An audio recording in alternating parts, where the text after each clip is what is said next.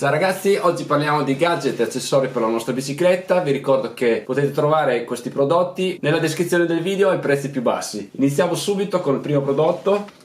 È una fascia rinfrangente dove lo consiglio a chi fa notturna in mountain bike oppure chi torna dal lavoro nelle ore notturne, quindi è una fascia che costa sulle 3,50 €. È una fascia rinfrangente che è molto semplice da applicare, si mette sul braccio sinistro in questa maniera, così. È anche molto veloce come applicazione e praticamente in questa maniera abbiamo una maggiore visibilità in tutti i tre lati, fronte, lato e dietro. Quindi questo è un aiuto per farci notare di più durante le uscite in bicicletta alla sera, e anche perché se torniamo tardi dal lavoro questa è una fascia che ingombra poco, lo possiamo mettere anche in tasca, e quindi è un consiglio che vi do per farci vedere di più sulla strada.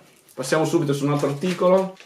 Questa corona della Pilo è una fantastica corona lavorata tutta a controllo numerico. La possiamo trovare in varie conformazioni di utilizzo per SRAM, Shimano, e con diversi tipi di attacchi e diversi tipi di offset. Quindi in base alla nostra bici possiamo scegliere la corona più indicata per ogni tipo di telaio. Questa corona costa 64 € e pesa solo 60 grammi ed è fatto col migliore alluminio come il 7075 T7351.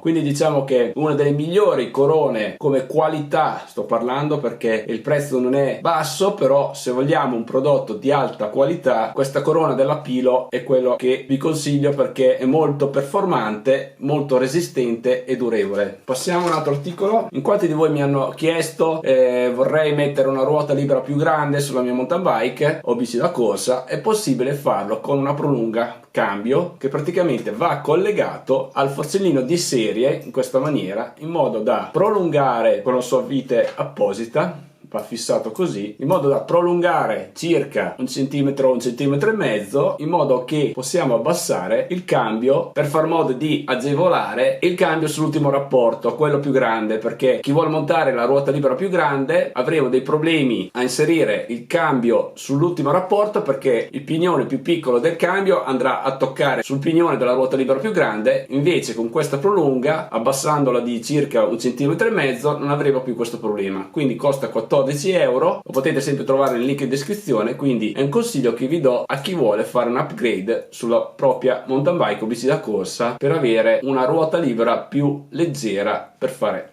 meglio le nostre salite. Passo un altro articolo. Qui abbiamo i nostri pedali che ho utilizzato da circa 1 anno e mezzo, sono della Welgo. Questi pedali sono flat, quindi non hanno gancio, sono molto validi per il prezzo che hanno, costano solo 18,40 €, quindi io li utilizzo sulla mia bicicletta da 1 anno e mezzo, non ho mai avuto un problema, li ho picchiati anche sulle rocce, non hanno mai avuto segno di cedimento. I rifrangenti si possono levare se proprio non vi piacciono, però magari se li utilizzate su strada ve li consiglio perché farsi notare sempre meglio. E abbiamo questi pin che danno molto grip, e in più possiamo notare che la base è completamente piatta, quindi avremo un bel grip sulla nostra scarpa. Vi consiglio sempre di utilizzare una scarpa flat tipo 510 o similari, quindi scarpe che sono proprio dedicate per il flat, per avere il maggiore controllo. Quindi questo è un pedale che come qualità prezzo è quello che vi consiglio per la maggiore, perché costa poco, lo puoi avere in 3 colori, bianco, nero e silver. In più lo possiamo montare sia sulle bici tradizionali sia sulle biciclette, sulle mountain bike più estreme, tipo al mountain, enduro e anche downhill. Mentre se vogliamo un pedale dalla massima qualità abbiamo questo modello della Crank Brothers, il modello Stamp 7. Questo li ho comprati per la mia futura mountain bike, secondo me sono tra i migliori adesso in commercio. Non costano poco perché costano 159 € mi sembra, sì, però faccio vedere un po' le differenze rispetto a quello che costa 18 €.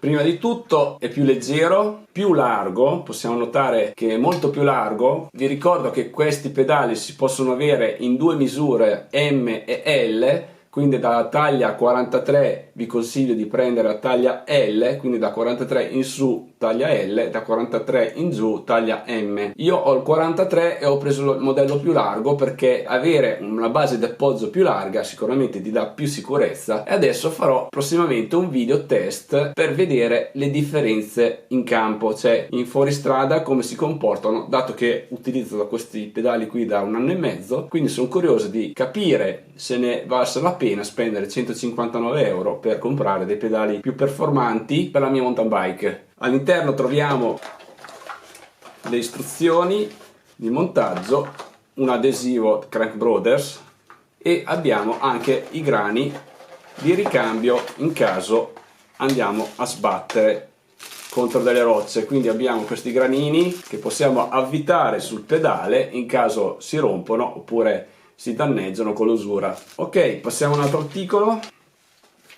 Sella SMP, questa sella la consiglio a chi pratica cicloturismo oppure chi fa del trekking perché è una sella super comoda e in più hai un vantaggio di avere nessuna compressione nella zona perineale e prostatica, quindi nessun indolentimento e formicoli genitali. Avrai una maggiore fluidità e potenza muscolare, miglior aerazione nella zona genitale, quindi diciamo che hai dei vantaggi sia a livello di comfort sia di livello di salute, perché non abbiamo nessun contatto nel centro della sella. Come potete vedere è completamente scavata al centro sia dalla cima a fondo, e in più hanno questo brevetto che hanno questa punta rivolta verso il basso perché in caso di una bici molto caricata in avanti non abbiamo il contatto sulla punta. Quindi per me questa è una tra le migliori selle al mondo e hanno un'ampia gamma dalla passeggiata fino alla competizione, quindi hanno in catalogo tantissimi modelli di selle dove noi possiamo scegliere in base anche, adesso tiro fuori un'altra sella che